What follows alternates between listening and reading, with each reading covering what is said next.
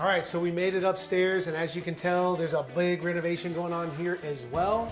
This was a 5 bedroom. Yep, still 5. With 3 full bathrooms. Or 4 full bathrooms, yes.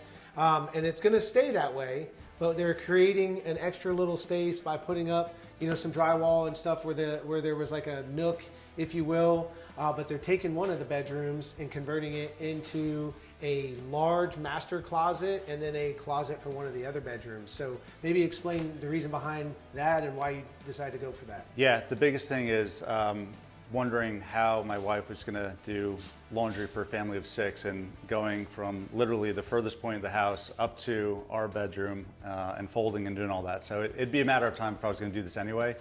So I figured to do it during the renovation process and figure that out. But the hardest part was to, again, thinking about the end game of this, of, you know, our reappraisal at the end of this, and making sure that we've got good equity when moving in.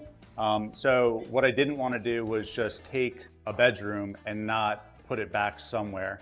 Originally we thought about putting it downstairs where the old utility room now is, but it's kind of a cheap way to throw a closet in a room and call it a bedroom. So I really, again, wanted to make it look like what we were doing has always been there. So we got pretty creative, and we took this room, this is the existing doorway, and we made this room the laundry room / master closet. So our access is going to be through our master. And the fun part about this opening is we've preserved a lot of the doors in here. So there's a pocket door that is just sitting in the garage that we're going to use in here. So this will be a pocket door. We'll have our switch for all the lights that we laid out in there. The washer and dryer combo will be on that wall right there.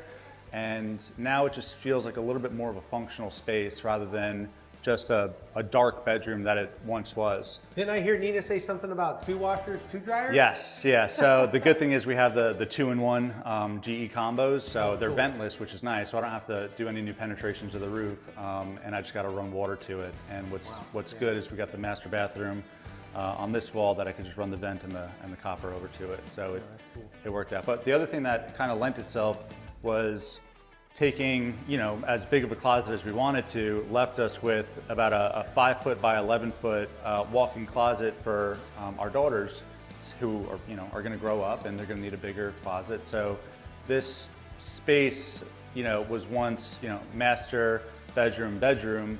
Now we've got more of a functional space for our family with the master, with the laundry next to it, with our big closet, with our girls having a big closet there and the boys on the other side. So it just feels like what we're doing is very intentional, which is, you know, the ultimate goal, because we don't want to be in a choppy house. So everything that's laid out right now feels really good. And explain, like, you know, some of the ways that you were able to tell how the builder that originally built the home made it like to the highest quality at the time. Yeah, I mean, the biggest thing right now is just looking at the subfloor. So we've got 1x8 running diagonally across the floor trusses with 1/2-inch sheathing on top of that. So that's why once we're done, and we're putting hardwood on top of this as well. So a lot of the houses that you hear squeak and creak and all that stuff, they don't have this level of reinforcement on your second floor. They really just go, you know, 3/4 to 5/8 on top of the trusses, and that's why you get a lot of those creaks and squeaks and stuff. So when we pulled this up, I couldn't believe it. I haven't seen this in a very long time. So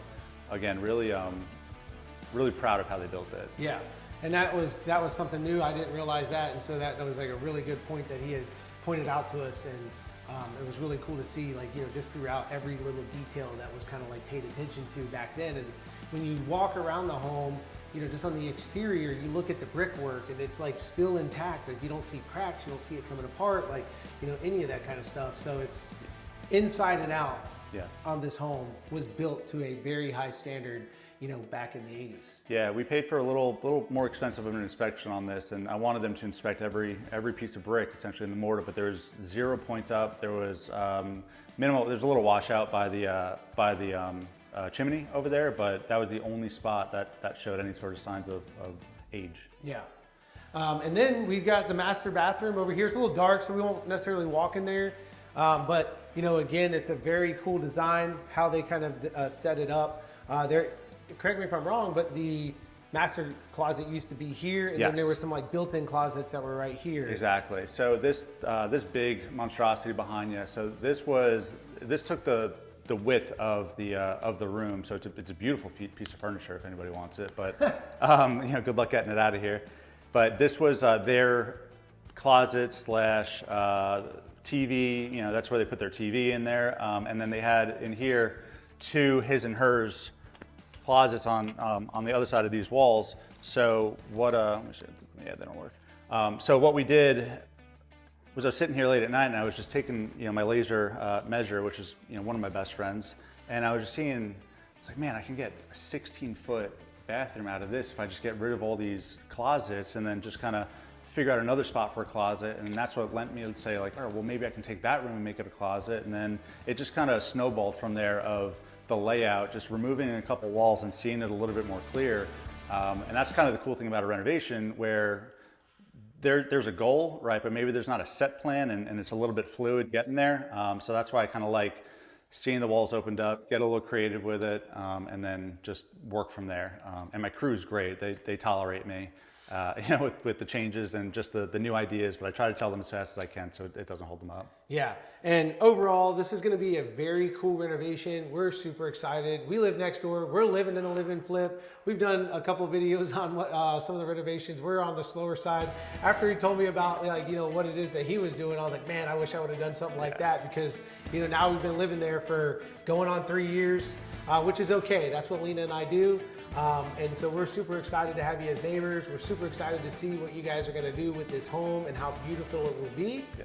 And when it is done, we'll come back and you're going to show it to us, the finished product, right? Pool party. All right, awesome. Well, we appreciate you staying tuned all the way through the end of this video. If you or anyone you know is doing a cool project here in Brooksville or Hernando County or the surrounding areas, I'd love to have a conversation with you just to kind of see what you have going on. So you can get all my contact information at our website, justinnorerealestate.com.